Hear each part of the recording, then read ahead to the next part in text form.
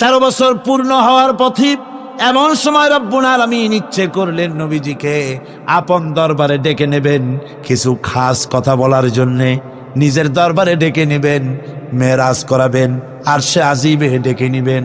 এই পৃথিবীর কোন পয়গম্বরের কিসমতে যা হয় নাই, আপনার আমার নবী মুহাম্মদ সাল্লাল্লাহু আলাইহি ওয়াসাল্লামকে আল্লাহ রাব্বুল আলামিন সেই মর্যাদা দিয়েছেন। জোরে কোন সুবহানাল্লাহ। ধুলির ধরা থেকে রাসূলকে আরশে আজিমে নিয়ে যাওয়া হবে। বোরাক এলো। বোরাক হচ্ছে বারতুন থেকে উৎপত্তি। এর অর্থ হচ্ছে বিজলি, বৈদ্যুতিক গতি সম্পন্ন, ঘোড়ার চাইতে ছোট, খচ্চরের চাইতে বড়, এই জাতীয় একটা প্রাণীর মতো হযরতে জিবরাইল নিয়ে আসলেন। আমাদের দেশে কারো কারো বাড়িতে আয়নায় বাঁধানো থাকে এই ছবিটা। ঘোড়া আছে, দুইটা ডানা আছে, মাথাটা মেয়ে লোকের মতো, চুলগুলো ঝুলে পড়ছে, নিচে লেখা আছে হাজা বোরাকুন নবী সাল্লাল্লাহু আলাইহি ওয়াসাল্লাম। আন্দাজে কোথায় পাইছে আল্লাহ জানে, মিথ্যে কথা, বাজে কথা। আল্লাহ এরকম একটা মেয়ে লোক মার্কা ঘোড়া পাঠাইছিল হুজুরকে নেওয়ার জন্য, এটা কথা হইল? রাসূলকে মক্কা থেকে, উম্মে বাবে উম্মে হানি থেকে হুজুরকে বের করে নিয়ে যাওয়া হলো বাইতুল মাকদাসে। সমস্ত পয়গম্বর দুনিয়া আল্লাহ যাদের পাঠিয়েছিলেন সমস্ত রূহ উপস্থিত ছিল সেখানে। রাসূল করিম সাল্লাল্লাহু আলাইহি ওয়াসাল্লাম এখান থেকে মেরাজ করলেন। এতটুকুন ছিল ইসরা। কোরআনে কারীম বলছে, আজকের কারি সাহেব যেখান থেকে তেলাওয়াত করেছিলেন, সুবহানাল্লাযী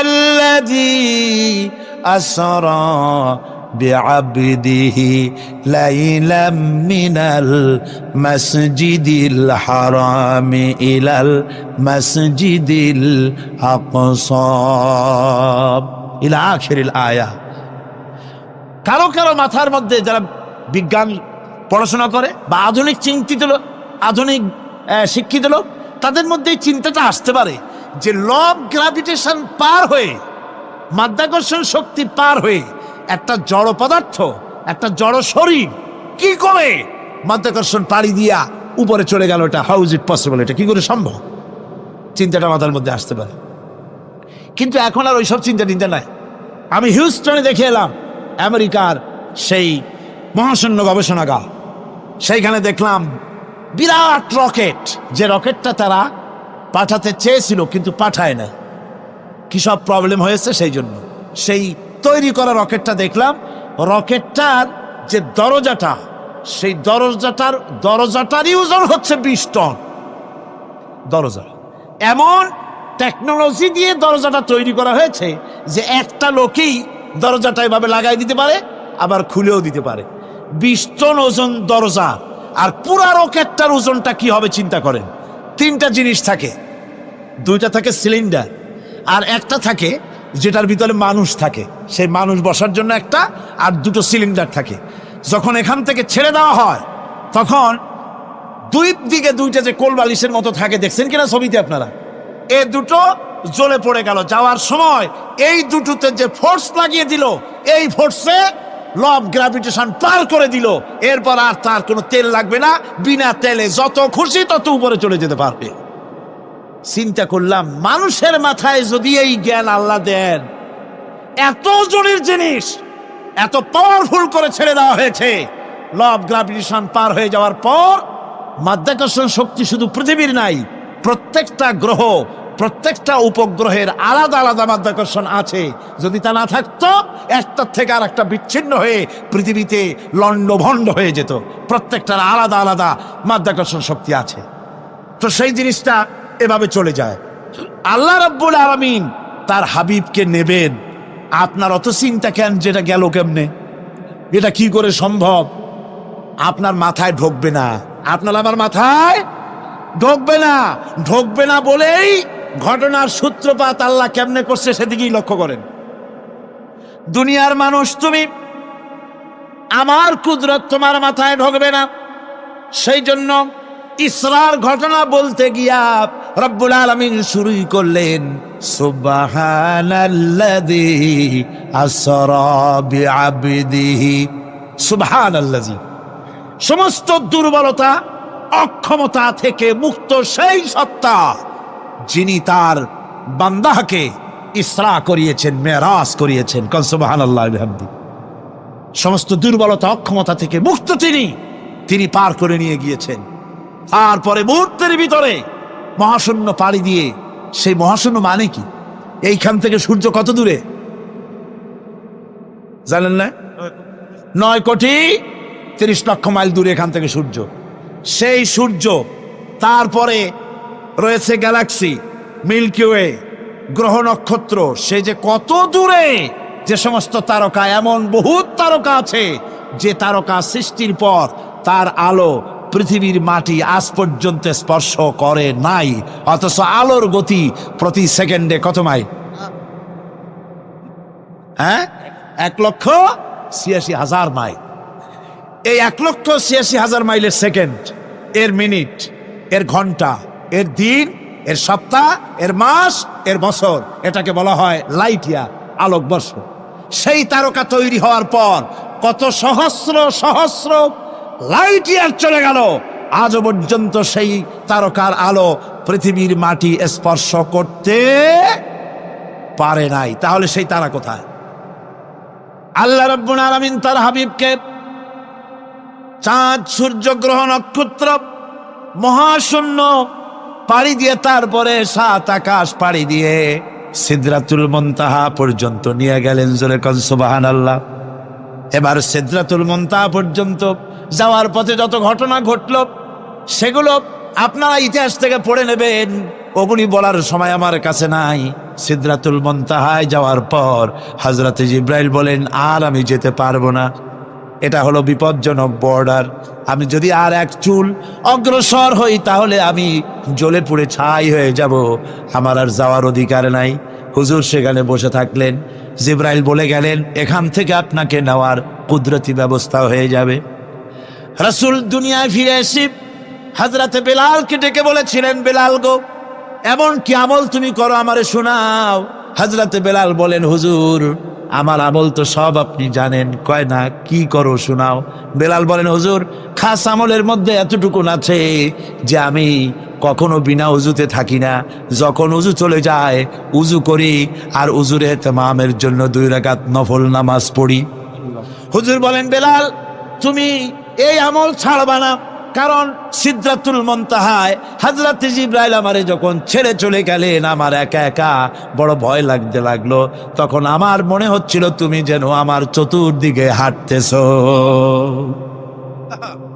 আমার ভাইয়েরা, রফরফ নামক বিছানা চলে এলো।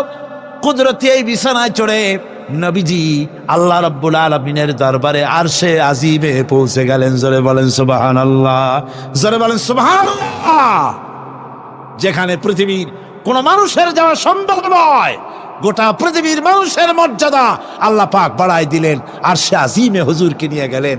তারপরে তিনি কথাবার্তা হুজুরের সাথে কি বললেন, সেই কথাগুলি নিয়ে আমাদের দেশে কথা হলো এই যে হুজুরকে নিয়ে আল্লাহ 5 ওয়াক্ত নামাজ দিছিলেন তো 50 ওয়াক্ত।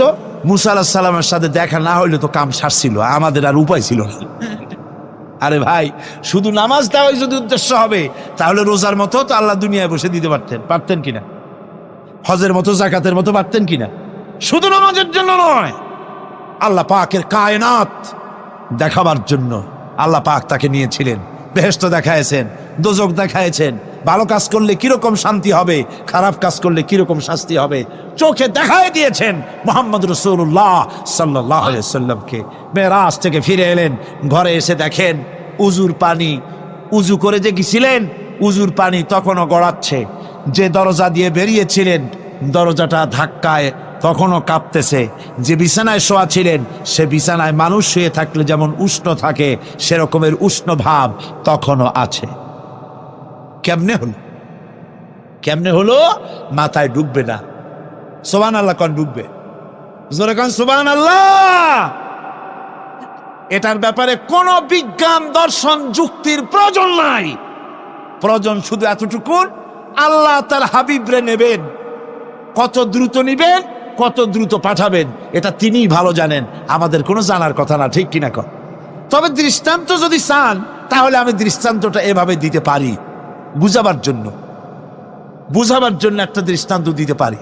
সেটা হলো এই, ধরেন বাংলাদেশে কোনো প্রেসিডেন্ট আসবে, পৃথিবীর যে কোনো দেশের এক প্রেসিডেন্ট আসবে, এটা আসার যখন খবর হয়ে যাবে তখন পত্র পত্রিকায় রুট বলে দেওয়া হয়, এই রুটে রাষ্ট্রীয় মেহমান রাষ্ট্রীয় অতিথি ভবনে আসবেন, এই রাস্তা দিয়ে সাধারণ ট্রাফিক চলাচল বন্ধ থাকবে।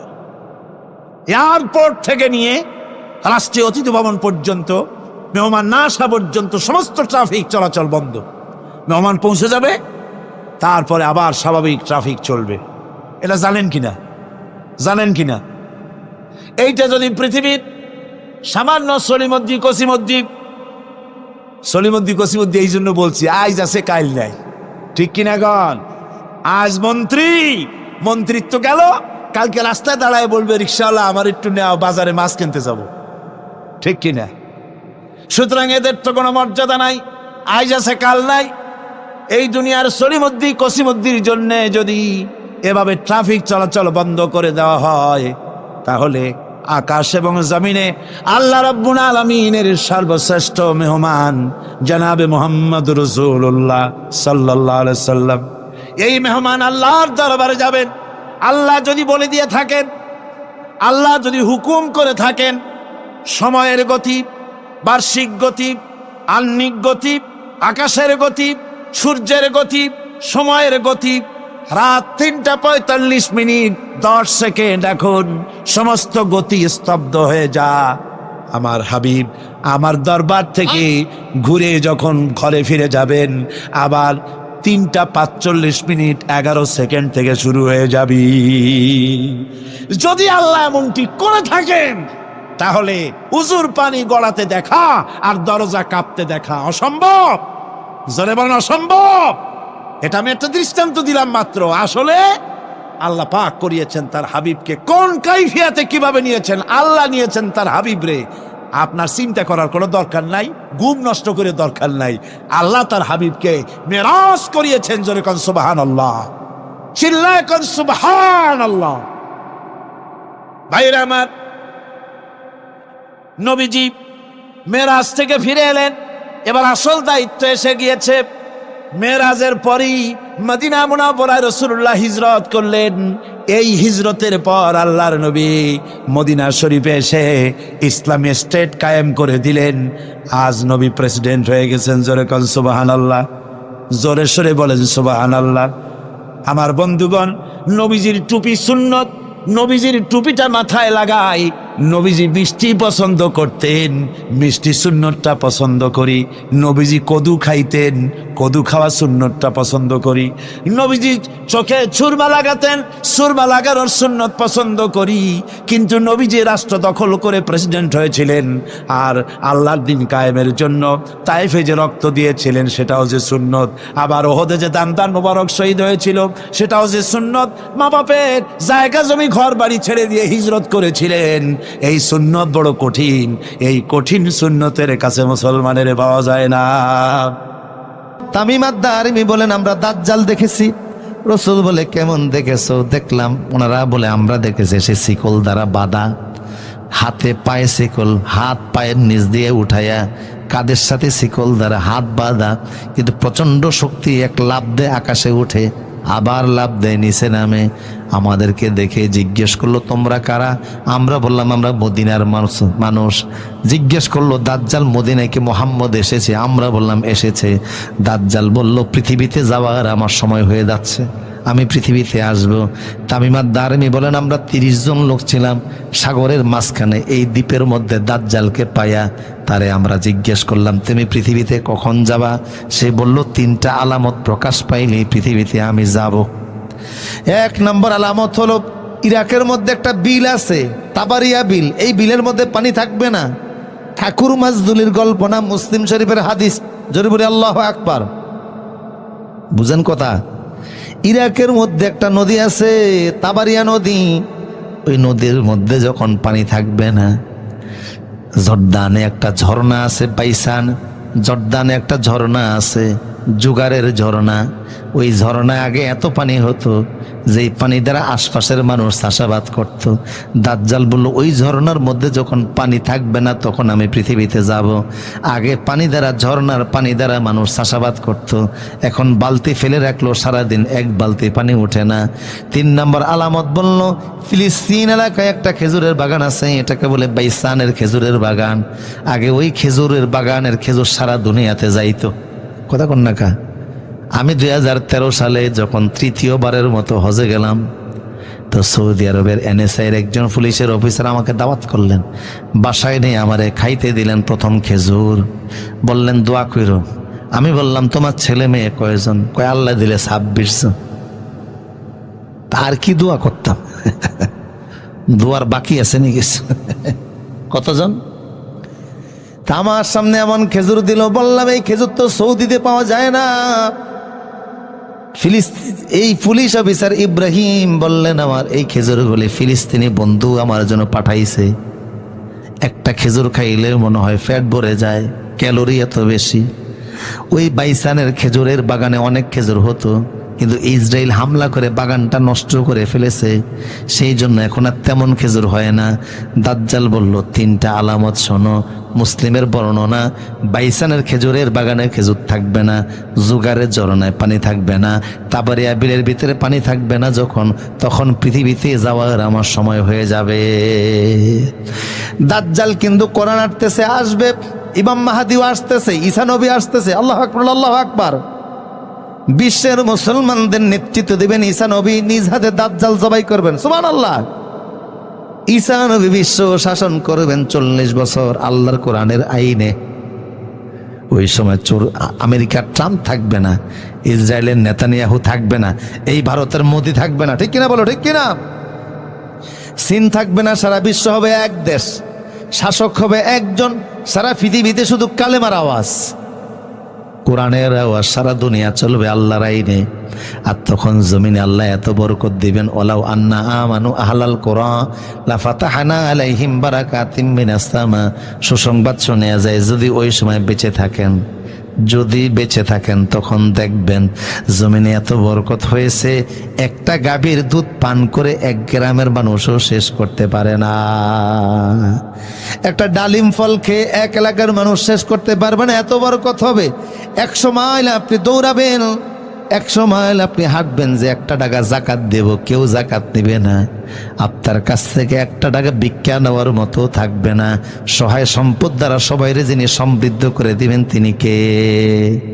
তবে দাজ্জাল আসার আগে 3য় বিশ্বযুদ্ধ হবে। রাসূল বলেছেন, ওই বিশ্বযুদ্ধে পৃথিবীর 9 গুণ মানুষের ভিতরে 7 গুণ মানুষ মারা যাবে। তার মানে বর্তমান পৃথিবীতে যদি হয় 900 কোটি মানুষ, ওই যুদ্ধে 700 কোটি মানুষ মারা যাবে। এক যুদ্ধে 700 কোটি মানুষ মারা যাবে, পৃথিবী ক্ষতিগ্রস্ত হবে। এরপরে আল্লাহ জমিনকে সাজাবেন, ঈসা নবী শাসন করবে 40 বছর। ঈসা আলাইহিস সালামের ইন্তেকালের পরেও জমিন কোরআনের আইনে চলবে আরো 20 বছর। টোটাল সারা পৃথিবী কোরআনের আইনে চলবে 60 বছর। আল্লাহু আকবার, আল্লাহু আকবার। 60 বছর পরে হঠাৎ করে আল্লাহ পশ্চিম আকাশ থেকে সূর্য উঠিয়ে দিবেন। যেদিন আল্লাহ পশ্চিম আকাশ থেকে সূর্য উঠিয়ে দিবেন, সেদিন আকাশে সূর্য উঠা 3 দিন থাকবে এক অবস্থায়।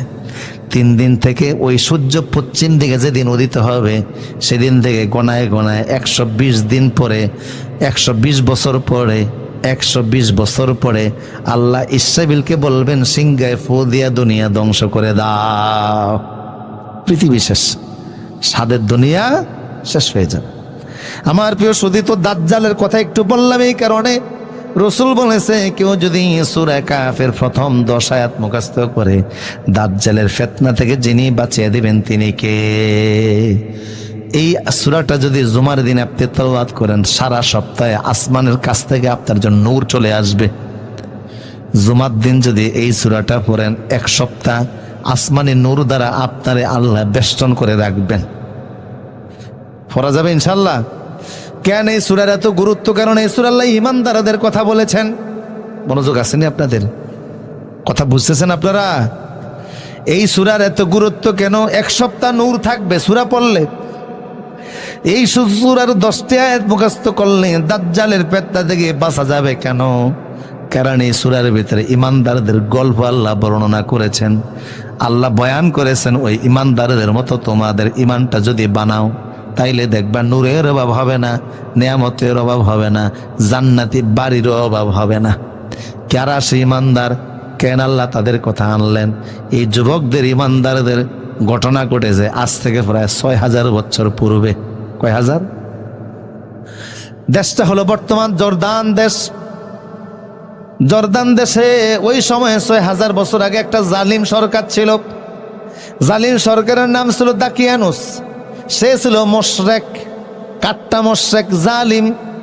এত বড় জালিম ছিল, সে আইন করেছে আমার দেশের যত জনগণ আছে সবাই মিলে মূর্তির সামনে বাধ্যতামূলক মাথা নত করা লাগবে। কিন্তু ৬ জন যুবক বলল, দেশের বাচ্চা যতই আইন করুক না কেন, ব্যক্তির চাইতে দল বড়, দলের চাইতে দেশ বড়, দেশের চাইতে ইমান বড়। সারা দেশের মানুষ শিরিক মেনে নিলেও আমরা ৬ জন যুবক প্রয়োজনে জীবন দিব, তারপরও ইমান দিব না। আল্লাহু আকবার। আল্লাহ বলেন, ইন্নাহুম ফিতিয়াতুন আমানু বিরাব্বিহিম ওয়াজিদনাহুম হুদা। এদের ভিতরে ইমানটা এত বৃদ্ধি পেয়েছিল, গোটা দেশ একদিকে, ৬ জন যুবক আরেক দিকে। ঠিক কিনা বলেন? ঠিক কিনা বলেন? সারা দেশবাসী, দেশের বাচ্চা সহকারে একদিকে, ৬ জন আরেক দিকে। সবাই হলো মুশরিক, জাহান্নামী। ৬ জন যুবক হলো জান্নাতি, ইমানদার। ওদের বাবা মাও কিন্তু মুশরিক, পরিবার পরিজন মুশরিক, কিন্তু ওরা ইমানদার, আল্লাহ চিনে ফেলছে। আমরা জন্মগতভাবে মুসলিম পরিবারে জন্ম নেওয়ার কারণে ইমানের দাবি করি যে লা ইলাহা। কিছু মানুষ তো এত বড় কপাল ভরা, ভাগ্য খারাপ, কাফেরের ঘরে জন্ম নিয়েছে, মৃত্যুর আগ পর্যন্ত কুফরি জিন্দিগি থেকে আর বের হতে পারে না। আছে না নাই? আপনি কি মানব সেবা করেন? ইমানের দৌলত আপনারে আল্লাহ দিয়েছে, কি আপনি এত বড় বীর বাহাদুর, কি আপনার অবদান? আমি তো অবাক হই, বাংলাদেশে একটা হসপিটাল আছে ICDDR। ওয়াজ বুঝেননি আপনারা? বাংলাদেশে একটা হসপিটাল আছে, নাম হলো ICDDR। আমাদের চাঁদপুরের মতলবের মধ্যে এই হসপিটালের একটা শাখা আছে। সারা বাংলাদেশে যত সরকারি হসপিটালে আপনি চিকিৎসা নেবেন, অন্তত 5 টাকা হলেও একটা বিল আছে না নাই? সরকারি হসপিটালে আপনি চিকিৎসা নিতে গেলে 5 টাকার একটা টিকিট অন্তত নেওয়া লাগে, কিন্তু ICDDR গেলে 1 টাকা নেওয়া লাগে না। এমন বাংলাদেশে শুধু এক জায়গায় নয়, 4 জায়গায় আছে। শত শত ডাক্তার, এই ডাক্তারদের কোনো ফি দেওয়া লাগে না, ভর্তি ফি দেওয়া লাগে না, কোনো টাকা দেওয়া লাগে না, কোনো পয়সা দেওয়া লাগে না। এই হসপিটালগুলি হলো ডায়রিয়ার হসপিটাল। যত ডায়রিয়ার রোগী আছে ওখানে গিয়ে সুস্থ হয়। এই 4টা হসপিটালের যত ডাক্তার, যত বেতন, যত কারেন্ট বিল, যত রোগীদের ঔষধ, থাকার বিল, সব দেয় বিল গেটস। আমেরিকায় তার বাড়ি। শুধু বাংলাদেশের 4টা হসপিটালের খরচ চালায় না, বিশ্বের 148টা হসপিটালের খরচ চালায়। কিন্তু দুঃখের বিষয় হলো, লোকটা হলো খ্রিস্টান, ভিতরে ইমান নাই। এত বড় ভালো কাজ করে, যার বেতন, যার ফকেটের টাকায় লাখ লাখ মানুষ সুস্থ হয়। 1-2 বছর নয়, বিগত 40 বছর যাবত যার টাকা দ্বারা মানুষ সুস্থ হয়। লোকটা কালেমা তার জাবানে নাই, বেঈমান। আর আপনি সারা জীবন ইসলামের জন্য কি করেছেন? মাহফিলের জন্য 10টা টাকা চাইলেও চেহারা কালো হয়ে যায়। কথা বলে না? মসজিদের মুয়াজ্জিনের, ইমাম সাহেবের বেতন দিতে চায় না, অথচ আপনি কালেমাওয়ালা মুসলমান। রসুল বলেছে, আমার উম্মতের যার ছোট্ট একটু ইমান থাকবে তারও আল্লাহ 10 দুনিয়ার সমান একটা জান্নাতি বাড়ি দান করে দিবেন। কি আল্লাহর জন্য কি করে ফেলেছে যে এত বড় জান্নাত পাবেন? ওই লোকটা কি ক্ষতি করছে আল্লাহ তারে দিবেন না? মূলত সব ফায়সালা কার? ওমা তাশাউনা ইল্লা আইয়াশা আল্লাহু রাব্বুল আলামিন। কারে আল্লাহ ঈমান দিবেন, কারে বেঈমান বানাবেন, একমাত্র ইচ্ছা কার। শুকরিয়া আদায় সারা জীবন করলো, শেষ হবে না। সামান্য মাহফিলে 1 ঘন্টা বসে থাকার ধৈর্য হয় না। কথা বলেন না কা? আর অথচ খ্রিস্টানদের ধর্ম প্রচারে বিমান হলো 600। কোটি কোটি টাকা তারা ব্যয় করে। প্রতি 4 মিনিটে পৃথিবীর যে কোনো দেশে খ্রিস্টানদের একটা বিমান টেক অফ করে। আজকের পৃথিবীর আকাশে 33,000 বিমান চলাচল করে। এর জন্য শুধু খ্রিস্টানদের ধর্ম প্রচারের বিমান হলো 600। আর বিশ্বের কোনো মুসলমানের কোনো ব্যক্তিগত বিমান কোনো আলেমের বিমান নাই, ডক্টর জাকির নায়েকের ওনার কোনো ব্যক্তিগত বিমান নাই, বিশ্বের কোনো দায়ী আল্লাহর বিমান নাই। বাংলাদেশে মাঝে মধ্যে দু একজন হুজুর হেলিকপ্টারে উঠে এটু অনেকে সহ্য হয় না। কথা বলেন ঠিক কিনা? নাম দিছে হেলিকপ্টার হুজুর, ঠিক কিনা বলেন? কি নাম দিছে? আলেমদের প্রতি এই দেশের কিছু মানুষ এত অ্যালার্জি রাখে, যদি জোরে জোরে হাঁটে কয় আল্লাহ কই জানি খাইতে যেতে আছে, আস্তে হাঁটলে বলে আজকে মনে হয় খাই একটু বেশি লোড হয়েছে। জোরে হাঁটলেও বিপদ, আস্তে হাঁটলেও। আমার প্রিয় সৌদি, আমার বাইরে গভীর মনোযোগ দেন। কি করে আমরা ইসলামের জন্য 6 জন যুবক বলল, দেশবাসী আমরা সারা দেশ একদিকে, সরকার একদিকে, আমরা 6 জন আরেকদিকে। আল্লাহু আকবার। দেশের সরকার গোয়েন্দা পাঠিয়ে দিল, তোমরা তন্ন তন্ন করে খোঁজ খবর নাও এই দেশের জনগণ আমার মূর্তি পূজা মানে কিনা। গোয়েন্দারা সারা দেশ ঘুরে ঘুরে রিপোর্ট এনে দিল, বাচ্চা সারা দেশের জনগণ সবাই মিলে মূর্তিকে খোদা বলে স্বীকার করে নিয়েছে, কিন্তু 6 জন যুবক তারা বলে আমরা মূর্তি মানি না, আমরা মানি এক আল্লাহ, আমরাও মানে কয় আল্লাহ। 6 জন যুবক বলে আমরা মানি এক আল্লাহ, এই জন্য যদি জীবন দেওয়া লাগে জীবন দিব, তারপরে ইমান দিব না। দেশের বাচ্চা বললে এদেরকে ধরে নিয়ে আসো, গ্রেপ্তার করে আনা হলো। বাচ্চা বুঝাইলেন, যুবকরা মানে না। বাচ্চা বলল, একটা রাত তোমাদেরকে সময় দিলাম, এই রাতের মধ্যে যদি তোমরা মতের পরিবর্তন না করো, আগামীকাল আমি তোমাদেরকে ফাঁসির কাস্টে ঝুলাইয়া দিব। 6 জন যুবক বিদায় করে দিল দেশের বাচ্চা।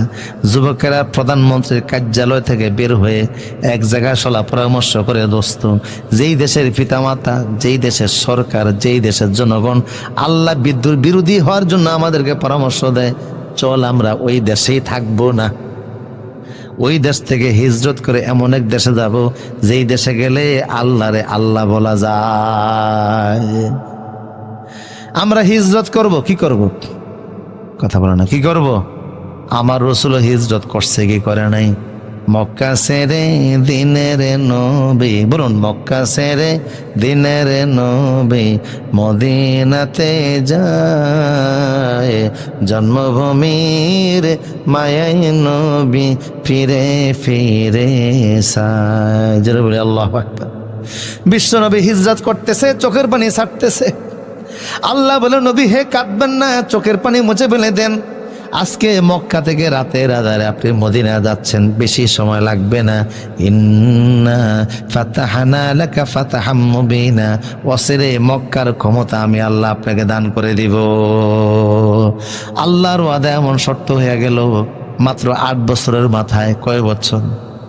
8 বছরের মাথায় রাসূল 10,000 সাহাবী নিয়ে মক্কায় আসলেন। 10,000 সাহাবী রাসূলের সঙ্গে। রাসূল বললেন আমরা মক্কা থেকে এখন 3 কিলোমিটার দূরে থাকবো। 10,000 সাহাবীরা বলল, নবী আমরা এখন কি ডিউটি পালন করব? রাসূল বলেন, এখানে 3 দিন তোমরা থাকবা, 3 দিন পরে আমরা মক্কায় প্রবেশ করব। তবে 3 দিনে তোমাদের ডিউটি হলো তোমরা প্রত্যেকে চুলা বানাবা 5টা। কয়টা? ওই জামানায় 500 মানুষের রান্না হতো একটা চুলায়, কিন্তু রাসূল বললেন একজনে চুলা বানাবা 5টা। তার মানে 10,000 মানুষের চুলা তৈরি হবে 50,000। সাহাবীরা চুলা বানালেন, কারণ রাসূলের নির্দেশ কোনো লেমা লেয়ান না হোয়াই দ্যাট সো সারা কোনো শব্দ নাই। রাসূল যেটা বলে ওটাই পালন করা লাগবে। বুঝে আসলেও মানতে হবে, বুঝে আসলে না আসলেও মানতে হবে। এটার নাম হলো ঈমান, ঠিক কিনা বলেন? কোনো শব্দ করা যাবে না। সাহাবীরা 50,000 চুলা বানালেন। 50,000 চুলার মধ্যে আগুন জ্বলতেছে। রাত্রিবেলা কাফেরদের নেতা আবু সুফিয়ান, ওনার সিআইডি আসছে সাহাবীদের সংখ্যা গণত, যে মোহাম্মদ মক্কা দখল করবে, কি পরিমাণ সেনা সদস্য নিয়ে এসেছে। আইসা দেখে সেনাবাহিনী গণবে কতক্ষণ, মাগরিবের পর তখন 1000 চুলার মধ্যে আগুন জ্বলে। সুবহানাল্লাহ বলবেন না? সিআইডি প্রধান গিয়ে বলল, আবু সুফিয়ান তাড়াতাড়ি মক্কা ছেড়েন, পালান, চলে যান। কেন, কি দেখেছো? কয়ে সেনাবাহিনী গণব কতক্ষণ, 1000 চুলার মধ্যে আগুন জ্বলে। আবু সুফিয়ান বলল, আমারও মনে হয় না, এত মুসলমান মোহাম্মদ কোথায় পাবে? রাত্রিবেলা একজন পাঠাইছে, তুমি গিয়ে দেখে আসো। রাসূল আগে বলছে টয়লেট বানাবা কম, চুলার পরিমাণ হবে বেশি। উনি গিয়া দেখে টয়লেটের সামনে যে সিরিয়াল ঘুমিয়ে যে কি পরিমাণ আছে আল্লাহ ভালো জানে। দাঁত ব্রাশ করতেছে, মেসওয়াক করতেছে 1000। এই দৃশ্য দেখে বলল আবু সুফিয়ান, রাতের সংবাদ সত্য, মুসলমান কি পরিমাণ আল্লাহ ভালো জানে। আবু সুফিয়ান বলে, মুসলমানদের আদমশুমারি হয়েছে 3 বার। একবারের আদমশুমারিতে মুসলমান 40 জন, দ্বিতীয় আদমশুমারিতে মুসলমান 400 জন, তৃতীয় আদমশুমারিতে মুসলমান 1500। মোহাম্মদ এত মুসলমান পাবে কোথায়? কয় বিশ্বাস না করলে আপনি নিজে গিয়া দেখেন। আবু সুফিয়ান এমন ভয় পাইছে, এবার মক্কা ছেড়ে পলায়া জেদ্দা চলে গেছে। কোথায় আসছে? মুসলমান যদি ঠিক মতো হুঙ্কার দেয়, কোন কাফের মুশরিক ইসলাম বিদ্রোহী জমিনে টিকবে দূরের কথা, পালাবার গর্ত খুঁজে পাবে না। এই হিন্দুস্তান আমাদেরকে নিয়ে যতই বাড়াবাড়ি উস্কানিমূলক কথা বলো, তিতুমিরের সন্তানেরা বাঁশের কেল্লা নিয়ে নামলে কচ্ছপ খাওয়া জাতির হুশও থাকবে না। জেদ্দায় চলে আসছে। জেদ্দায় আসার পরে বলল, জেদ্দায় পালিয়া কি হবে? যে মোহাম্মদ মদিনা থেকে মক্কায় আসছে 400 কিলোমিটার পথ অতিক্রম করে, ওনার জেদ্দায় আসতে বেশি সময় লাগবে না, কারণ মক্কা থেকে জেদ্দা 120 কিলো। বলল তাহলে কোথায় যাব? কয় ভারতে চল। কিভাবে ভারতে যাব? সাগর পাড়ি দিব। কিভাবে? কয় ওই যে ফালতোলা জাহাজ আছে, ফালতোলা জাহাজের মধ্যে ওইটা জাহাজ যখন চালাইছে ভারতের দিকে আসবে, লোহিত সাগরের কোনাটা পাড়ি দেওয়ার পরে আল্লাহ তুফান শুরু করে দিছে। সাগরের মধ্যে যখন ঝড় ওঠে তখন কারে ডাকে? নাস্তিক হইল তখন কারে ডাকে? আমাদের বাড়ি তো চাঁদপুর, নদী মাতৃক এলাকা। চাঁদপুরের ওই প্রান্তের জেলাটা হলো শরীয়তপুর। শরীয়তপুরের লঞ্চ যাচ্ছে ঢাকার দিকে। লঞ্চ চিনেননি আপনারা? দেখেছেন কখনো? লঞ্চ যাচ্ছে ঢাকার দিকে। 60 নল একটা বিখ্যাত জায়গা আছে, ওখানে প্রচন্ড জ্বর হয়। ওই জায়গায় আসার পরে এখন তুফান শুরু হলো। এখন লঞ্চ এরকম হেলতেছে আর দুলতেছে, মনে হয় যেন পড়ে যাবে। মুসলমানরা বলে আল্লাহ আল্লাহ, হিন্দুরা বলে ভগবান ভগবান। আর যারা টাস খেলতেছিল জ্বালানার ফাঁক দিয়া সব টাস ফেলে দিছে। কিছুক্ষণ পরে কিছু হিন্দু ভাইরা দেখে লঞ্চের সামনে একজন হুজুর দাঁড়িয়ে আছে। বলল হুজুর দাঁড়িয়ে আছেন কেন? একটু আজান দেন। হুজুর বলল আজান দিলে কি হবে? আজান দিলে শুনছি তুফান থেমে যায়। হুজুর বলল তোমরা না ভগবানরে ডাকতেছিলে, ভগবান ডাকো। কয় না হুজুর, যেই তুফান শুরু হয়েছে ভগবান থামাইতে পারবে না। কয় আমি আজান দিলে তোমরা কি করবা? কয় আমরাও আল্লাহ আল্লাহ বলবো। আল্লাহু আকবার, আল্লাহু আকবার। কারণ যখন মানুষ বিপদে পড়ে নকল খোদার কথা মনে থাকে না, নাস্তিক হলেও তখন কিন্তু আল্লাহরে ডাকে। আল্লাহরে কেন ডাকে? এটার জবাব দিয়েছেন বিজ্ঞানী আব্দুস সালাম, বাড়ি হলো তার মিশরে। মনোযোগ আসেনি আপনাদের? কথা বোঝা যাচ্ছে? নাস্তিক বিপদের সময় কারে ডাকে? কেন আল্লাহরে ডাকে? আব্দুস সালাম জবাব দিয়েছেন, উনি বললেন পৃথিবীর প্রথম বিজ্ঞানী আমি। তিনি নোবেলও পেয়েছেন, যিনি মানুষের ওপেন হার্ট সার্জারি শুরু করেছিলেন। আজকে একজন রোগীর ওপেন হার্ট সার্জারি তিনি করবেন, বুকটা ফেরে ফেলেছেন। বুকটা ফেরে ফেলার পরে তিনি কি কি রোগ ব্লক হয়েছে চেক করতেছেন। এমন সময় হার্টের মধ্যে কি যেন দেখলেন, দেখার পরে ওনার চোখ থেকে দর দর করে পানি পড়া শুরু হয়ে গেল। অন্য অন্য সার্জনদেরকে বললেন আমার হাত কাঁপতেছে, পারতেছি না, তোমরা বাকি কাজ করো। ডাক্তারদেরকে বুঝিয়ে তিনি চলে গেলেন। সেজদায় পরে কাঁদতেছেন। অপারেশনের পরে অন্য অন্য ডাক্তার গিয়ে বলল স্যার অন্যদিন এত কাঁদেন না, আজকে কেন তো কাঁদলেন? বলল দেখো আজকে যখন এই রোগীর হার্ট আমি বের করলাম, রক্ত আসার আগে আমি দেখে ফেললাম তার হার্টের মধ্যে আমার আল্লাহ নামটা সিল মারা আছে। এতদিন পরে আমার বুঝে আসলো 2 টাকা দামের একটা মেসের কার্ডের ভিতরে কোম্পানির নাম আছে, 15 টাকা দামের 1 বোতল পানির ভিতরে কোম্পানির নাম আছে, আছে না? 1 টাকা দামের ক্যান্ডি চকলেটের মধ্যে কোম্পানির নাম আছে। আল্লাহ তোমার মতো এত দামি সৃষ্টি বানাইলেন, তোমার ভিতরে কি আল্লাহ তার কোম্পানির নাম দেন নাই? তাই হিন্দু হোক, বৌদ্ধ হোক, খ্রিস্টান হোক, প্রত্যেকের কলবের মধ্যে আল্লাহ নামটা সিল মারা আছে। পরিবারের কারণে সে নাস্তিক হয়, সমাজের কারণে মুরতাদ হয়, কাফের হয়, মুশরিক হয়, কিন্তু বিপদে পড়লে তখন নকল খোদার কথা মনে থাকে না, তখন সবাই ডাকে কারে? আবু সুফিয়ান বলল হেই নেতারা, যেই তুফান শুরু হয়েছে আল্লাহর কাছে দোয়া করা ছাড়া সাগরের তুফান থামবে না। বলল তাহলে কি করবো? চল একটা মোনাজাত দে, আমি মোনাজাত দিব, তোরা আমিন বলবি। আবু সুফিয়ান মোনাজাত দিছে, আল্লাহ মোহাম্মদ যে সত্য নবী এটা আমরা ভালো করে জানি, শুধু ক্ষমতা হারানোর ভয়ে আমরা ওনাকে মানি না। কথা বলে না, ওনারে মানলে আমাদের নেতাগিরি থাকবে না। তো আমরা যদি তুমি আর ভারতে যাব না, জেদ্দার শক্ত মাটি পর্যন্ত যদি তুমি জাহাজটাকে একটু পৌঁছে দাও, নিরাপদে যদি সাগরটা পাড়ি দিয়ে শক্ত মাটিতে পা রাখতে পারে, আমি কিন্তু কালেমা পড়ে মুসলমান হয়ে যাব। অন্যান্য ফাতি নেতা সাথী নেতা আছে না, মানে ছোট নেতারাও কালেমা পড়বে, সবাই বলে আমিন। আল্লাহ দোয়া কবুল করে তুফান থামিয়ে দিয়েছে। এখন তারা জেদ্দার শক্ত মাটি পর্যন্ত আইসা জাহাজ থেকে নামছে। ছোট ছোট নেতারা কয় বড় নেতা কালেমা পড়েন, কয় চুপ থাকে, একটু দেখে শুনে নেই, নদীর মধ্যে একটু হাওয়া বাতাস লাগে। আল্লাহ যখন বিপদ দূর করে দিলেন তখন মনটা ঘুরে গেল। আল্লাহ কোরআনে এই কথা বললেন, ফালাম্মা নাজ্জাহুম ইলাল বাররি ফামিনহুম মুক্তাসিম। আমি যখন বিপদ দূর করে দিয়েছি তখন আগের মতো দিল হয়ে গেছে, যদিও তিনি পরে কালেমা পড়েছিলেন। কথা বলেন ঠিক কিনা? তা আমার প্রিয় সুদীপ, রাসূলুল্লাহ চলে আসলেন মক্কায়। 3 দিন পরে 10,000 সাহাবী নিয়ে এসে কাবার ভিতরে প্রবেশ করে মূর্তি সরাইয়া তাকবীরের আওয়াজ দিলেন, বেলালকে দিয়ে আজান দেওয়াইলেন, আল্লাহু আকবার। আল্লাহ নবী যেমন হিজরত করেছে, 6 জন যুবক বলল আমরা হিজরত করব। রাতের আধারে যুবকরা বাড়ি থেকে বের হয়ে রওনা দিয়েছে। কাউকে বলে না, চুপি চুপি দেশবাসী, এলাকাবাসী, পরিবারের অজান্তে ঠাকুর মাজুরির গল্প বলি না, কোরআন থেকে বলছি। সামনে চলে আসার পরে দেখে 3 রাস্তার মাথা। মনোযোগ আছে আপনাদের? কয়জন যুবক? কয়জন? সামনে আসার পরে দেখে 3 রাস্তার মাথা।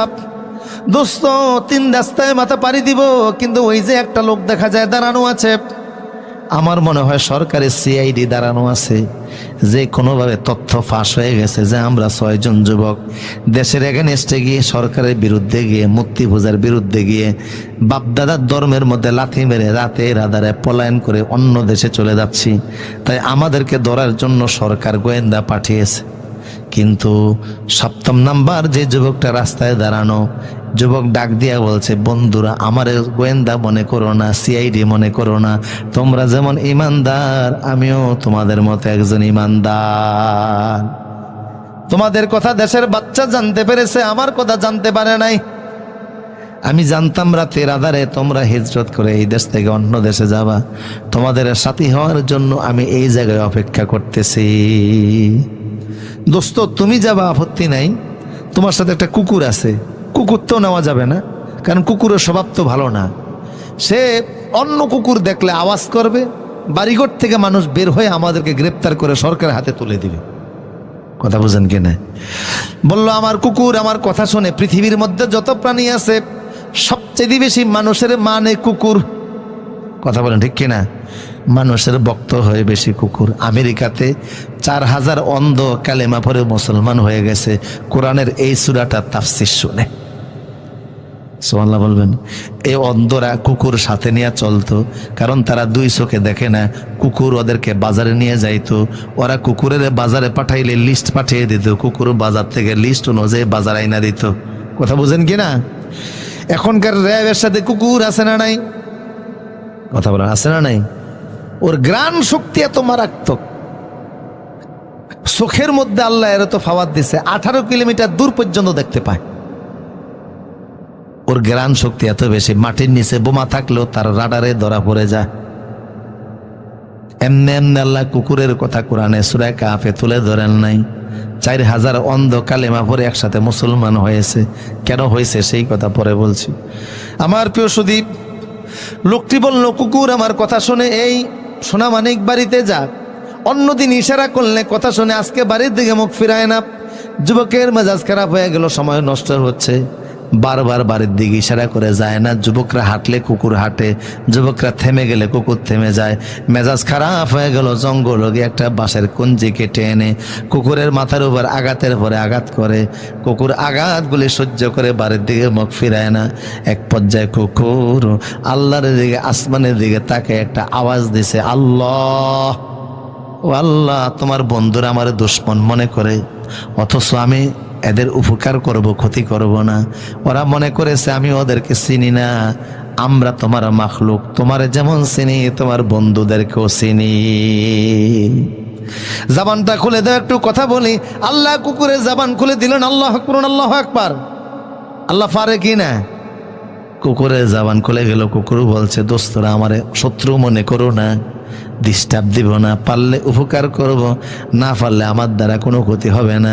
কুকুরের কথা শুনে সাথে নিয়ে গেলেন। আগে ছিল যুবক 6 জন, এখন একজন। কথা কন না, কয়জন?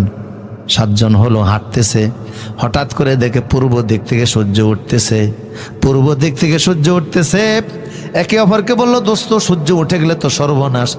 জনগণ যখন বাড়িঘর থেকে কাজকামের জন্য বের হবে, তখন দেখবে আমরা দেশের জাতীয় আসামি, ঠিক কিনা?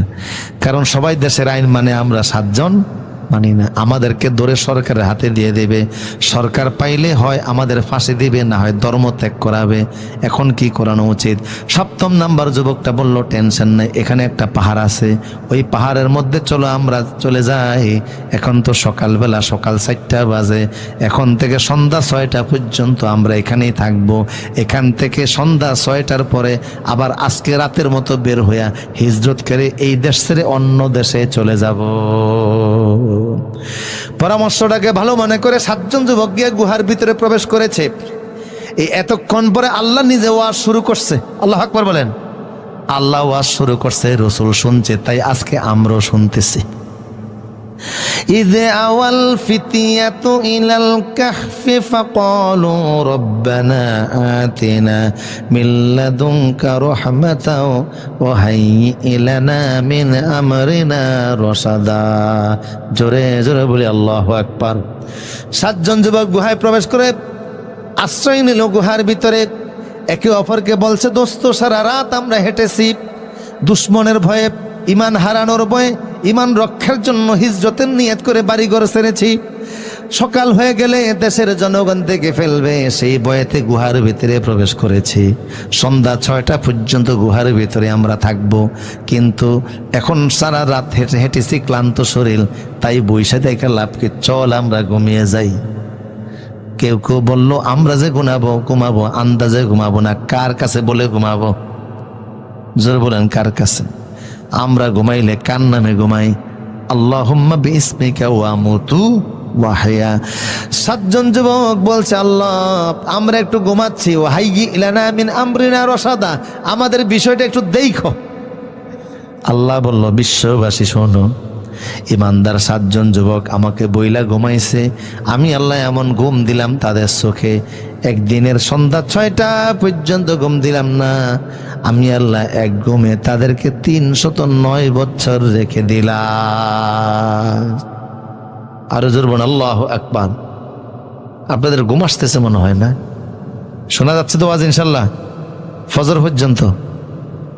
হ্যাঁ মাশাআল্লাহ, সাহস তো কম না। আমার প্রিয় সুধী, না নির্ধারিত সময় আমি শেষ করে দিব বলে ইনশা। তোর মজা লাগে এই জন্য চট্টগ্রামের এক লোক দেখা গেল ভাতও খায় মরিচও খায়। মরিচ তো সাংঘাতিক মরিচ, টাঙ্গাইলের মরিচ, চাল এত বেশি, মরিচ খাচ্ছে আর রীতিমতো কাঁদতেছে। ফাঁসের লোক গিয়ে বললো, কান্নাকাটি করে মরিচ খাওয়ার কি দরকার? কয় ভাই বাধা দিয়েন না, খাইতেও মজা কানতেও মজা। তো ওয়াজ শোনার মধ্যে একটা মজা আছে না নাই? কারণ এটা তো আল্লাহর কোরআন, গাজী গালুর ফুতি না, ঠাকুর মাজুরির গল্প না, ঠিক কিনা? আল্লাহ বললেন এক ঘুমে কত বছর? জোরে বলুন। 309 বছর তারা ঘুমালো। ফাদরাবনা আলা আযানিহিম ফিল কাহফি সিনিনা আদাদা। 1-2 বছর নয়, 309 বছর ঘুমাইছে। আল্লাহ বলেন, নবী হে, এরা যে ঘুমাইছিল লম্বা একটা সময়, 100 বছর নয়, 200 বছর নয়, 309 বছর। এই যে লম্বা সময় ঘুমাইছে, আমি আল্লাহ এদেরকে দেখলাম, ওরা যখন ঘুমিয়েছে, এরা তো ইমানদার, ইমানদারদের প্রতি আমার কত মায়া দেখুন। ওয়াতারাশ-শামসা ইযা তালাআত তাযাউরান কাহফিহিম যাতাল ইয়ামিন। সূর্য যখন উদিত হয় আমি আল্লাহ দেখলাম আমার ইমানদারদের গায়ের ভিতরে সূর্যের তাপ লাগে। সূর্যকে বলে দিলাম, সূর্যরে তোমার চলার জন্য একটা নির্দিষ্ট কক্ষপথ আছে না নাই? সূর্য তুমি তোমার রাস্তায় চলো, কক্ষপথে চলো, এটা ঠিক, কিন্তু আমার ইমানদাররা ঘুমিয়ে আছে, তাদের চেহারার মধ্যে তুমি যখন উদিত হও, সকালবেলা যখন উদিত হও, তোমার আলো আমার ইমানদারদের গায়ে লাগে, এটা আমি আল্লাহ সহ্য হয় না। কারণ তুমিও আমার, সূর্য বান্দাগুলিও আমার, তবে তুমি সূর্যের চাইতে আমার বান্দাদের দাম আমার কাছে 1000 গুণে বেশি। তুমি সূর্যকে বানিয়েছে আমার বান্দার খেদমতের জন্য। আল্লাহু আকবার। কাজেই তোমার তাপের মাধ্যমেই আমার ইমানদাররা কষ্ট পাবে, এটা হতে পারে না। উদিত হওয়ার সময় তুমি ডান দিকে পাশ কেটে যাবা, আমার ইমানদারদের গায়ে তাপ দিবে না। বানিয়ে বলতেছে না কোরআনের আয়াত। আপনারা সবাই জানেন, সায়েন্সের ছাত্র যারা, সূর্যের একটা নির্দিষ্ট কক্ষপথ আছে না? অকুল্লং ফি ফালাকি ইয়াসবাহুন, প্রবল গানে হইবে যাহারা, আপন মনেতে বুঝিবে তাহারা। রাত্রি পারানা আগে যাইবার, দিনের স্থান করি অধিকার। চন্দ্র বারানা বাদিতে সূর্যতে, সূর্য বারানা চন্দ্রকে ধরিতে। যার যা স্থান বহাল রাখিয়া ভ্রমণ করতেছে আল্লাহরে ডরিয়া। সূর্য তার রাস্তায় চলে, কিন্তু ইমানদারদের জন্য তার গতিপথ যিনি পরিবর্তন করে দিলেন তিনি কে?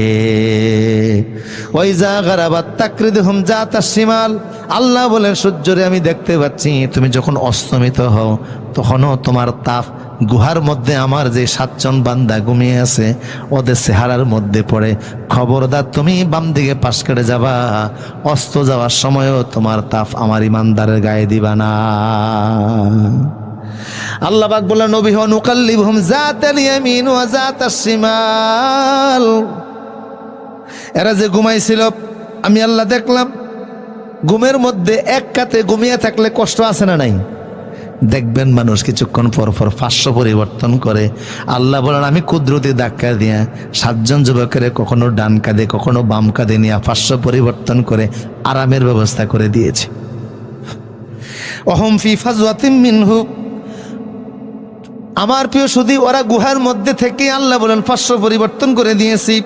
এবার আল্লাহ পাক বলেন নবী হে, যদি আপনি ওদের ঘুমের দৃশ্যটা দেখতেন, আপনি একটা ভয়ে দৌড় দিতেন। রাসূলকে আল্লাহ বলতেছে লাওয়াইতালাতা আলাইহিম লাওয়াল্লাইতা মিনহুম ফিরআরা ওয়ালা মুলাইতা মিনহুম রুউবা, ওদের ঘুমের দৃশ্য দেখলে আপনি ভয়ে একটা দৌড় দিতেন। কেন? ওরা চোখ খুইলা ঘুমাইছিল। কিছু মানুষ আছে না চোখ খুইলা ঘুমায়, কথা বলে না, আছে না নাই? কিছু আছে আবার নাক ডাকে। ওরে ডাক কাকে বলে? নাকের ডাকে ট্রেনের ইঞ্জিন ফেল। আগে রাত্রে ওয়াজ করে বরিশালের লঞ্চে চাঁদপুর আসতাম, তো ডেকে যারা শুয়ে থাকতো দেখতাম হাই রে নাকের ডাক। মানে এখানে ট্রেনের ওই লঞ্চের ইঞ্জিনের চাইতে নাকের ডাকের ইঞ্জিনের শক্তি বেশি। ঠিক না বলেন? আসলে এরকম এই ডাকের আওয়াজে কিন্তু আশপাশের মানুষ ঘুমাইতে পারে না। ওরা ঘুমাচ্ছিল চোখ খুলে খুলে। আল্লাহ পাক বলেন নবী হে, ওদের ঘুমের দৃশ্য দেখলে আপনি ভয়ে দৌড় দিতেন। চোখ খুলে ঘুমাচ্ছিল। আল্লাহ পাক বলছেন নবী হে, এবার কুকুরের ঘটনাটা শুনুন। ও কালবুহুম বাসিতুন যিরাইহি বিল ওয়াসিদ, কুকুরটা পাহারাদার গেটম্যান হিসাবে গেটের মধ্যে দাঁড়িয়ে গেছে। এই যে 309 বছর এদের খাবারগুলি দিয়েছেন ঘুমের মধ্যে কে? রিজিক নসিবে থাকলে ঘুমের মধ্যেও রিজিক খাওয়া যায়, আর রিজিক নসিবে না থাকলে রান্না করার পরেও মুখে দেওয়া যায় না। 5 আগস্ট শেখ হাসিনার ভাইয়ের জন্মদিন ছিল। খাবার রান্না করেছে মুরগি পোলাও, রান্না করেছে রূপালী ইলিশ, বড় মজাদার রান্না, কার্যালয়ের রান্না। কিন্তু বেলা 11টায় সেনাপ্রধান গিয়ে বলল খাবার খাওয়া দূরের কথা, হাতও দেওয়া যাবে না। কেন? আর মাত্র 45 মিনিট। কথা কন না? কিছুক্ষণ পরে ছেলেরা গিয়ে ভিতরে প্রবেশ করে খাবারগুলি খাচ্ছে। শুধু খায় না, জিলের মাছগুলিও দইরা নিয়ে আসছে। বলে আফা আপনি কোথায় আছেন? আমরা খাচ্ছি, আরাম পাচ্ছি। রান্না করলো কে আর খায় কে? রিস্কের মালিক কে? 7 জন যুবক গুহার ভিতরে ঘুমাইছে 309 বছর। আল্লাহ ওদেরকে ঘুমের মধ্যে খাওয়াইছে। রিজিক কোন নেতার হাতে নয়, রিজিক সরকারের হাতে নয়। রিজিক কার হাতে? কার হাতে? তবে সুষম বন্টনের অভাবে কষ্ট হয় মানুষের, সেটার জন্য যারা দায়িত্বশীল তারা দায়িত্ব নেবেন, তাদেরকে আল্লাহ ছাড়বেন না। দ্রব্য মূল্য যারা সিন্ডিকেট করে উঠিয়ে রাখে ওদেরকে আল্লাহ ছাড়বেন না। রমজান মাস উপলক্ষে যারা জিনিসপত্রের দাম বাড়ায় ওদেরকেও কিন্তু আল্লাহ ছাড়বে না। পৃথিবীর সব দেশের ব্যবসায়ীরা রমজান উপলক্ষে খাদ্যদ্রব্যের দাম কমিয়ে দেয়, একমাত্র বাঙালি ব্যবসায়ীরা 10 গুণ বাড়ায়। কথা বলে না? সারা বছরের সুদে আসলে আদায়ের উদ্দেশ্যে থাকে, এই জন্য বরকত কিন্তু নাই। এই দেশে খাদ্যের মধ্যে এত ভেজাল, এই দেশের মানুষের ম্যাক্সিমাম টাকা খরচ হয় ওষুধ কিনতে গিয়া। কথা বলেন ঠিক কিনা? হসপিটাল গেলে দেখবেন এখন রোগীর সিরিয়াল আছে না নাই? সুস্থ মানুষ বড় কঠিন, সামনে দিন আসবে তুলা রাশি দিয়া সুস্থ মানুষ খোঁজা লাগবে। মানুষ দেখতে যাবে যে ভাই আপনি সুস্থ আছেন, বড় মজার ব্যাপার। ওষুধ খায় না এমন একটা মানুষও পাওয়া যাবে না। কেন? কারণ অধিকাংশ খাদ্যের মধ্যে ভেজাল আছে না নাই? অপারেশন কি বের হয়েছে? আরে কথা বলে, একটা অপারেশন বের হয়েছে না কি? হ্যাঁ, ডেভিল হান্টিং শুরু হয়েছে। শয়তানের খোঁজে শয়তান শিকার করে। সবচাইতে বেশি খোঁজার দরকার যারা খাদ্যের ভিতরে বিষ মেশায়া মানুষকে নীরবে হত্যা করে।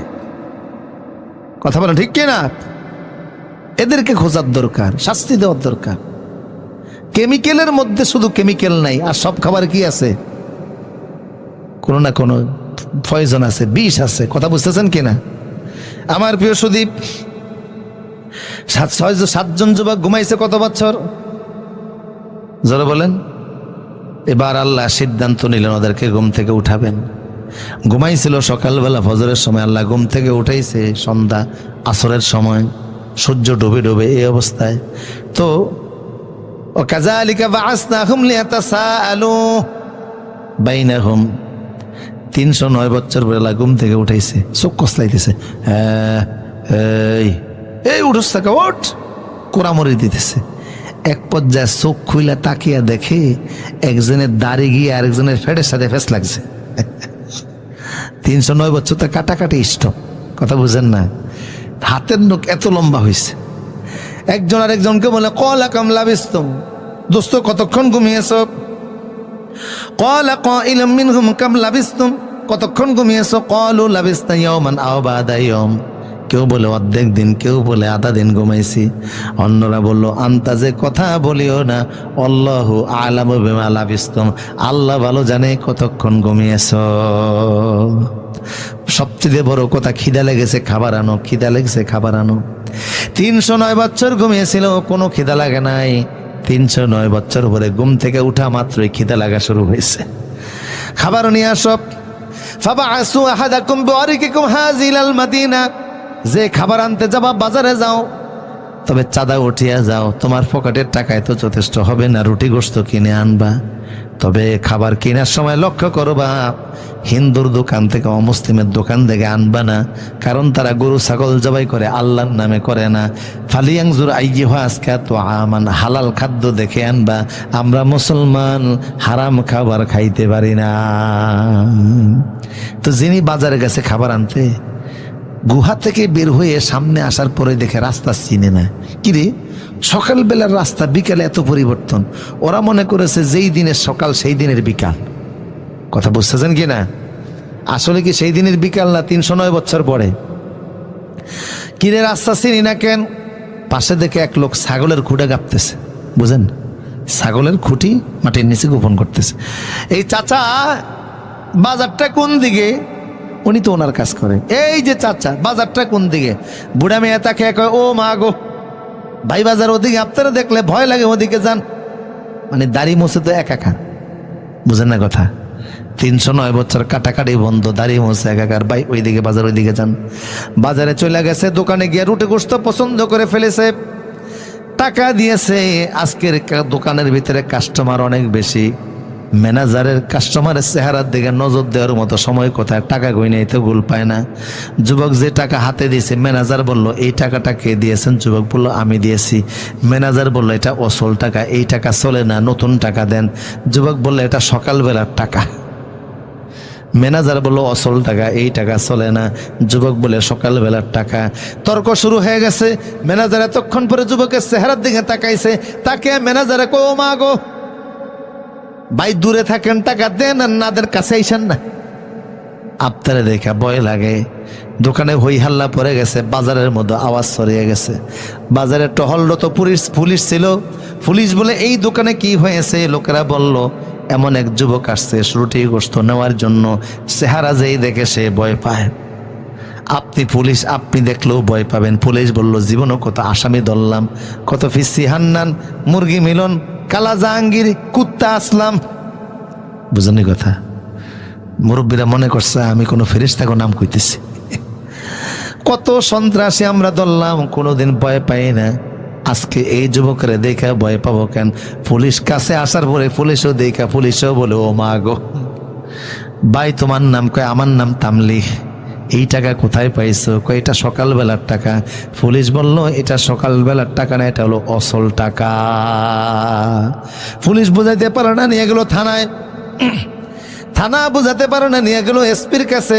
পুলিশ সুপার, জেলার প্রধান যিনি, তিনিও বুঝাতে পারে না, নিয়ে গেল আইজির কাছে। আইজিও পারে না, নিয়ে গেল রাষ্ট্রপ্রধানের কাছে। রাষ্ট্রপ্রধান হলো তন্দুরুস্ত আল্লাহওয়ালা মানুষ, মুসলমান। রাষ্ট্রপ্রধান ডেকে বলল, যুবক তুমি সত্য কথা বলো, টাকার কোথায় পেয়েছো? তুমি কি গুপ্তধন পেয়েছো? কোন টাকার ভান্ডার কি তুমি পেয়েছো? এই টাকা তো এই যুগে চলে না। এই টাকা হলো আজ থেকে 309 বছর আগের টাকা। তুমি ভয় পাও না, আমার দিকে তাকিয়ে দেখো, আমিও ইমানদার, দেশে যত জনগণ আছে সবাই ইমানদার।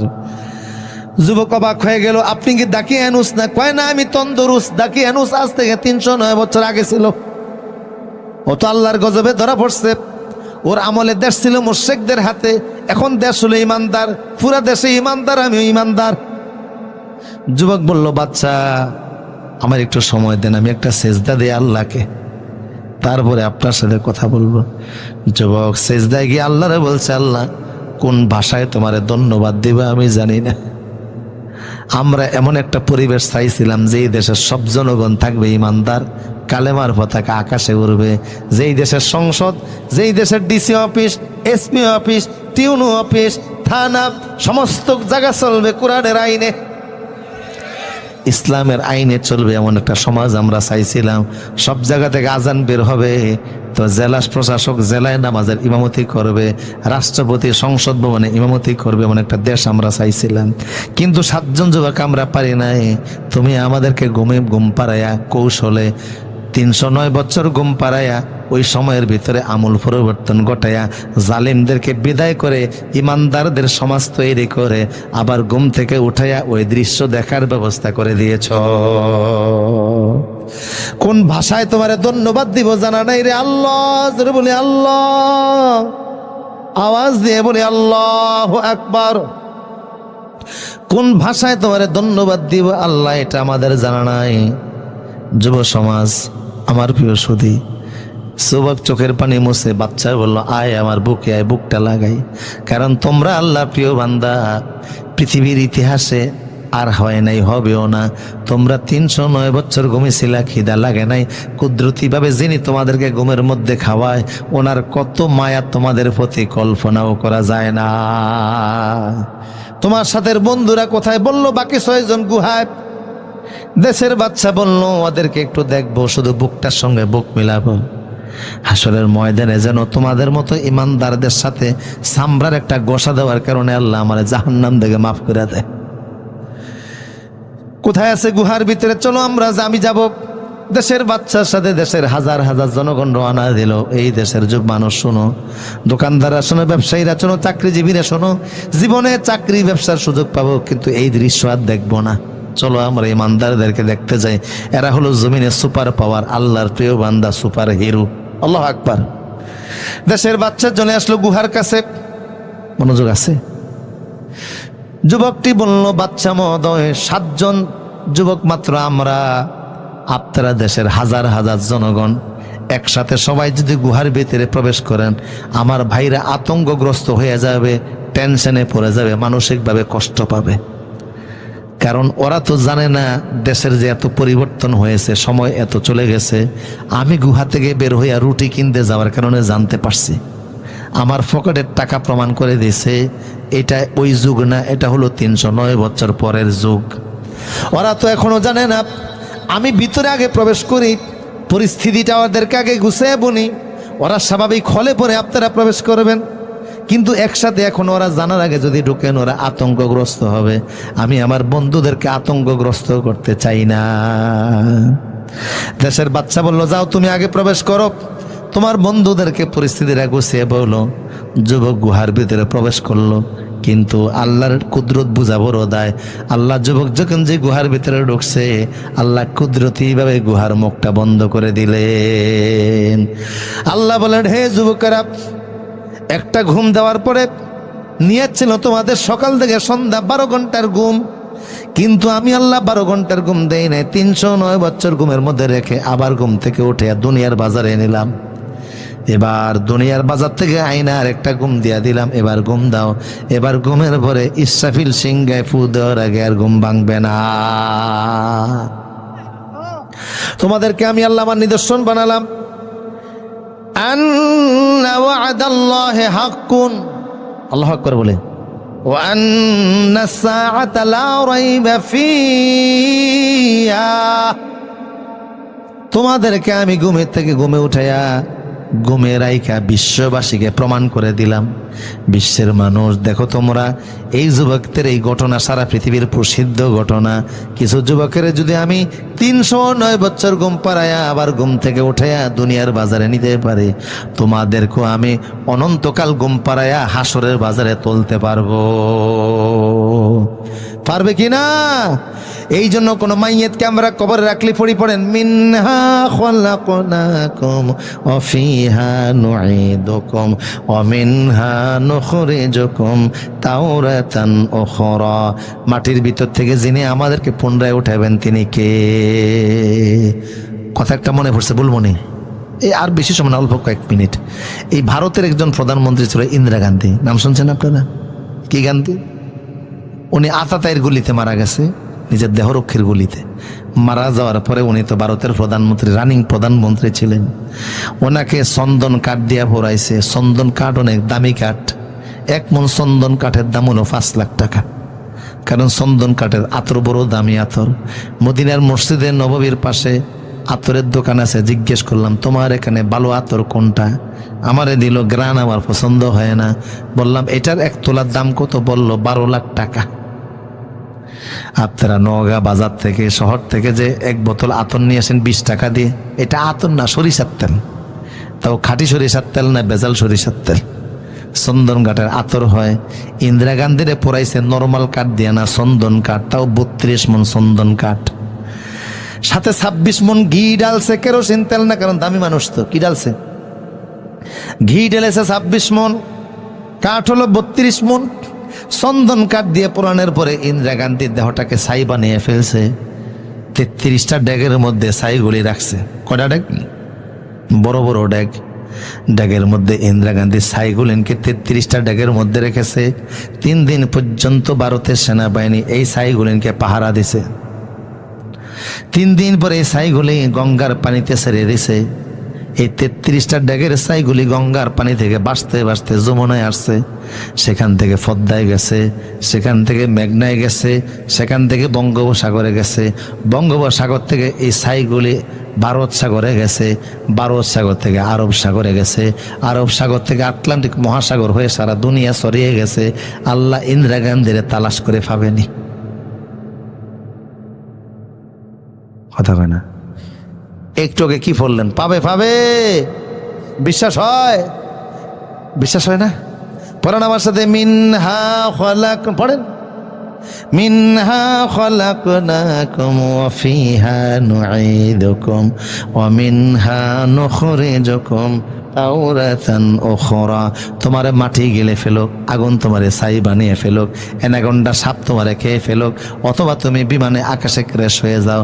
পাসওয়ার্ড নাম্বার আছে তোমার, আইডি যেমন পাসওয়ার্ড নাম্বার আছে, তোমার গুগলে যেমন পাসওয়ার্ড নাম্বার আছে, এরকম প্রত্যেকটা মানুষের মেরুদণ্ডের নিচে হাড়ের মধ্যে পাসওয়ার্ড নাম্বার আছে। আল্লাহু আকবার। ওই নাম্বার দ্বারা প্রত্যেকটা মানুষকে নিজ নিজ জায়গা থেকে হাসরের মাঠে যিনি তুলবেন তিনি কে? কোনো মানুষ মাটির নিচে থাকার কোনো সুযোগ নাই, সব উঠবে। আমার প্রিয় সুধী, এটা প্রমাণের জন্য এই ঘটনাটা আল্লাহ কোরআনে তুলে ধরলেন।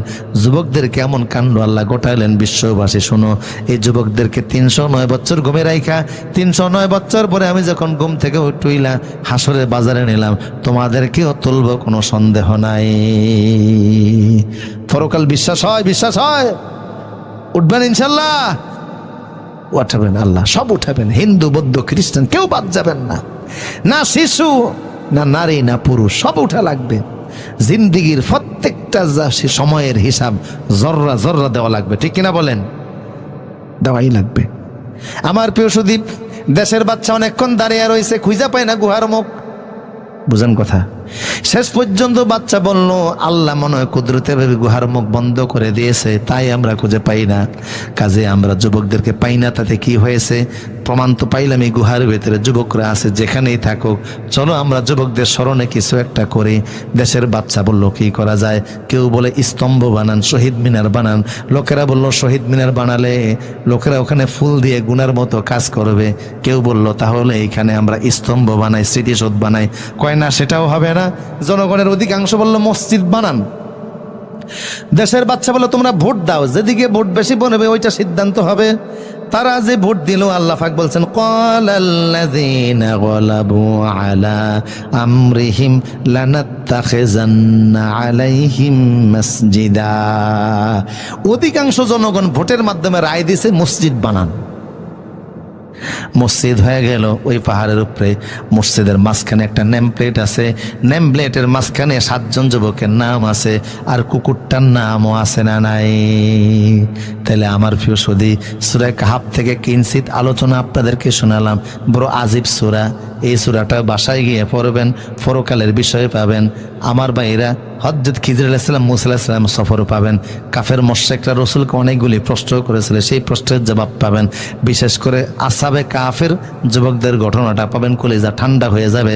কোরআন যত শুনবেন তত কলিজা সমৃদ্ধ হবে, ঈমান বৃদ্ধি পাবে, আল্লাহর ভয় প্রবেশ করবে। এই জন্য 3 দিন ব্যাপী মাহফিলে সিদ্ধান্ত নেই, পরকালে যেহেতু উঠা লাগবে, এই জন্য আর নামাজ ছেড়ে দিব না।